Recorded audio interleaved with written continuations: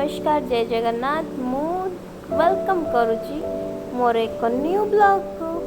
आज एक्चुअली पीठरे दुर्गाष्टमी आमे बाहर गाँ को गाँव रे सेठी पूजा हम तो ये खाली हस्बैंड को वेट करछि से आसिले आमे बाहरिबू।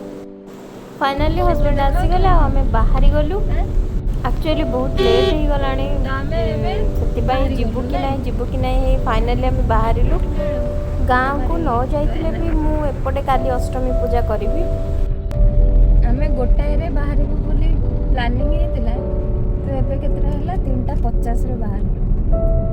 देखा जाऊ केतोळे पहुंचुची कोन कोन सब काम करी आसियो न से कथा नै जे पहुंचबो लेट रे बाहर के आसिला को बार बार नै काले पुणे सकाळ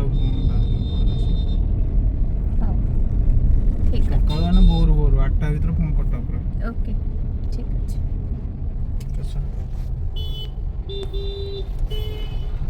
एक्चुअली रोड रे गला बेल को बहुत ही सुंदर लगुला। आपण भी देखि पारथिबे कासतंडी गछ केमिति पूरा रोड दुई साइड रे हेजे बहुत ही भल लगुला। एमिति व्यू देखि मो टिके फोटो शूट कर देली मते बहुत ही भल लागिला। आ फोटो गुडा भी आपण देखि पारथुबे। तो फाइनली अनुगुले पहुँचला पर मु पूजा पाई जो सब जिनस दरकार थिला मु सब किनी देइथिली। बेसी वीडियो करि पारलिनी। आ सडनली कटक रु फोन आसला आम आंटी जने हॉस्पिटलाइज होइथिले तांकर डेथ हे गला तो हमको रिटर्न करबा को पड़ला। तो से दिन पॉसिबल हेलानी पूजा करबा को तो नेक्स्ट दिन मु पूजा करथिली। पाखापाखि 4टा हबो पूजा करि सारथिलु। आ एई समय रे बेसी भीड़ भी नथिला। फाइनली मां को दर्शन मिलिला। मां को आशीर्वाद पाई खुशी लागिला। जय मां दुर्गा।